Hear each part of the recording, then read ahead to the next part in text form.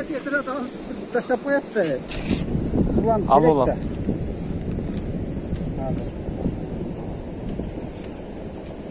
Азыр ошондо бул жер кайсыл жер аты? Айылдын аты? Биздин айыл мынау канал турбайбы? Аха. Каналдын жогор жагы Бужум айыл. Бужум айыл, аха. Бужум айыл. Азыр сен мына жерге 2 километр барганыңдан кийин стрелка турат. Аха. Бужум айылы деп. Бизге чыгып кете турган стрелка турат. Дальше Баткен. Мына көчөнүн солго ошо мен айткан эмеге көк ташка. Мына ол айыл каналдын жогор жагы биздин Бужум айылы. Şu kanal başta granisa. Kanalın eğitegi mına biz turgan yer Kızıljol ayıldı. Kızıljol. Kızıljol. Anan Kızıljoldan barıp center, Batken centerine gittik. Aha, şimdi. Adı sen mına. Bu közün turgan toçkabız mına yer. Dalış kettin. Nerede biz bunun yanında aile koyuyoruz. Mına yerde tal dep koyuyoruz. Tal var değil mi? Darak. Çok tal var.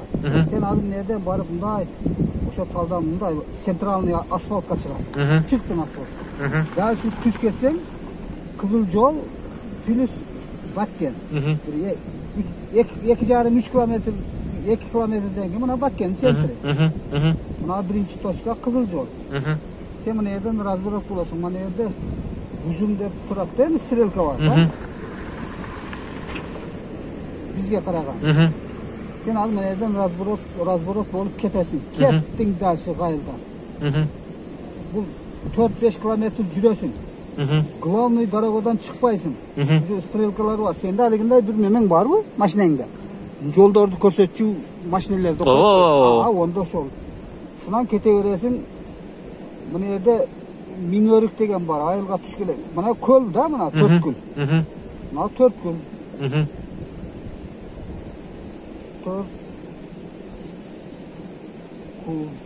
Mınау 4 күлден өтөсүң дальше мына. 4 күл мына жерде калат. Мына главный жол мына асфальт. 4 күлден барып мынандайга 4 күлдө энди мына. 4 күлдөн ушу главный асфальттан чыкпай кете берсең мына жерде Miңörük. Miңörükte өзү стрелка айтат. Сен менен неме дейт? Навигатор, Навигатор дейби? Мына жерде Miңörük деген бар.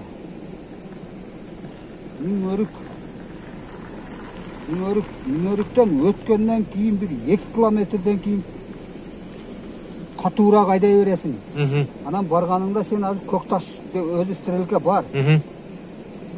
Көкташка барып каласың. Мына Miңörüктен өткөндөн кийин навигаторуң болгондон кийин Miңörüктен Көкташка кире беришкиче өзү стрелка турат ошого чейин.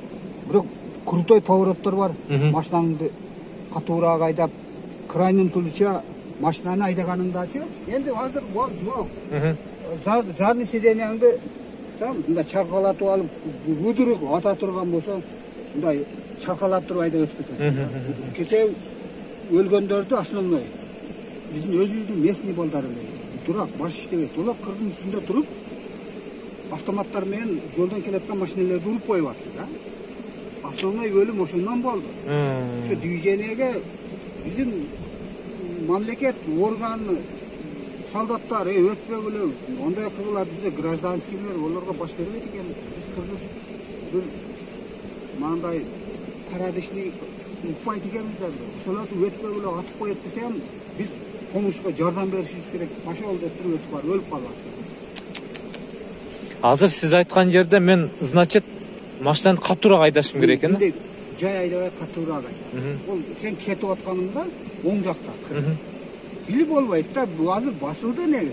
Азыр тынч эле соткаларда, жолдор ачылган дейби? Азыр тынчып калды, бирок дагы деле кичине мындай бар дейт да. Жа мен айткан жерден эте.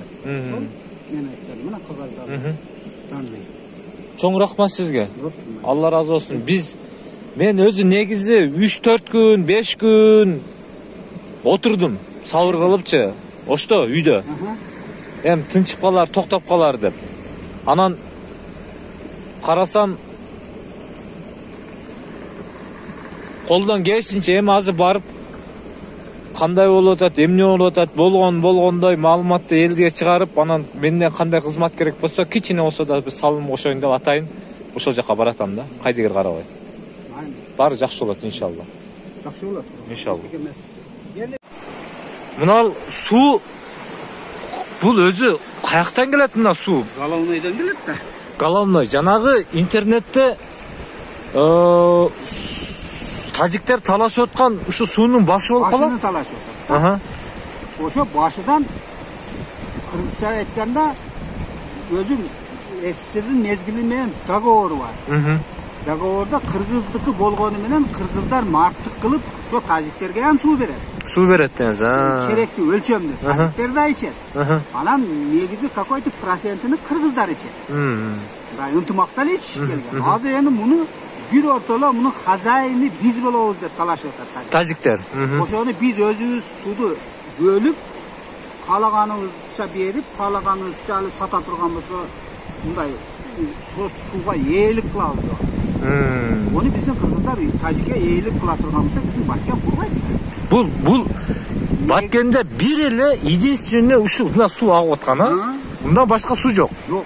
Eğer bunu Tacikler ala turgan bolsa anda bul Batken rayonu çöl bolat. Yok bolatken da. Başka yaşıyorga kızıkçılığı olacak. Mal jayıp darak kurbaydı. Anan egerde Tacik biz sizlerge su beremiz dep alda özüge alıp algan bolsa men sana jana sözde aytып атам. Биздин айылда 700 сом bir жылга 5 жолу 1 гектар жерге 5 жолу суу берет. Кааласаңыз же 4 жолу суу берет. Ошого 700 сом эле акча беребиз. Bir копейк биз үчүн. Анан мына жакта менин укканым жаңы жер, чек деген айылдар бар. Олар таштак bir сезондо 15-16 жолу же 20 жолу суу ичет.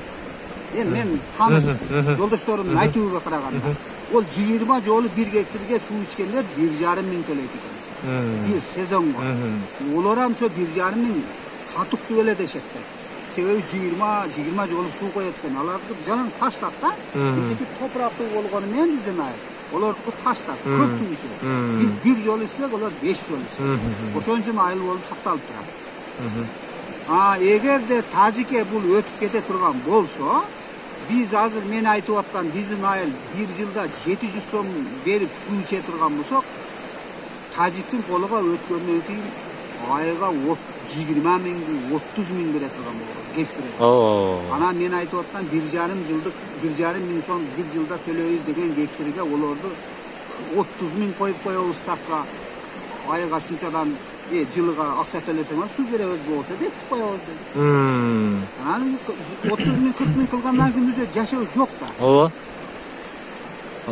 Эгерде Тажик сата турган болсо, бул суу азыр дефицит болуп атат келечекте. Биз бүгүнгү примерно айтканымда азыркы мен бирөөдү жамандабайм. Мен үчүн ошол Кыргызстандын иштеп кеткен, дагы иштейин деген бардыгы эле биздин өзүбүздүн туугандар, жарандар, кыргыздар иштей берсин, пешенесиге жашта.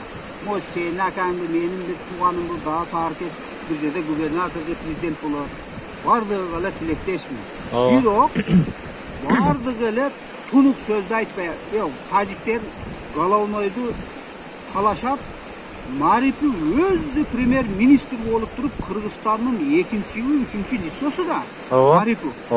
Головной Тажиктерге өтүп кетиптир деп Кыргызстандын ыйык парламентиде микрофонуда Тажиктерге мурда өтүп кеткен экен деп шу сөздү айткан.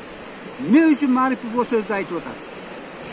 Ак үйдүн ичинде какой-то менин жеке түшүнүгүм боюнча бир мафиябы же картада өздөрүнүн бир схемасы барбы? Бул балалык кылып айтып атат. Марипи сен де эле, мен де эле татынакай жакшы, начар бала дебейм. Илими бар. Кызыл менен бүткөнбү? Атасы, ата-энеси мындай интеллигентный, ата-энеси интеллигент экен, баласын жакшы окуп койгон. Мунун бул ошибкасы Марипов жаман жигит эмес, өтө сонун жакшы жигит. Просто ак үйдөгү картаны келип жумушка келгенде картаны ачса, Головной Тажикке мурдагы жетекчилер сатып бергенди. Ол балалык кылып бул Головной Тажикстандык экен го деп ыйык жерде ол түз бала айта койду да. Бу жерде Мариповда күнөө жок. Адамдар Марипов кетсин, шу сөздү эмнеге сүйлөйт дейт. Ол ак үйдүн ичиндеги схеманы ачыкка чыгарып койду. Ошо секретти сага окшогондорго көрсөтүш керек. Мына Алланын эң чоң Кыргызга берген нематтын бири мына сууну карасаңыз, мына суу агып атат. Бул сууну Кудай кааласа биз эч кимге бербейбиз. Бул Кыргызда калат. Кудай кааласа иншалла. Азыр сиздин жакшы ушундай бир маалыматыңызга, мага жол көргөзгөн бир тактикаңызга, жана жолдо бир кооптуу жерлер бар деп атасыз. Катуураак айда снайпер болушу мүмкүн деп атасыз. Сизге чоң рахмат. Мен ушундай бир карапайым элдин болгон көйгөйүн элге чыгарып, андан сырткары дагы менин колумдан келген бир кызматтар болсо бир жардамдашайын деп атан келип отурам. Баары жакшы болот иншалла.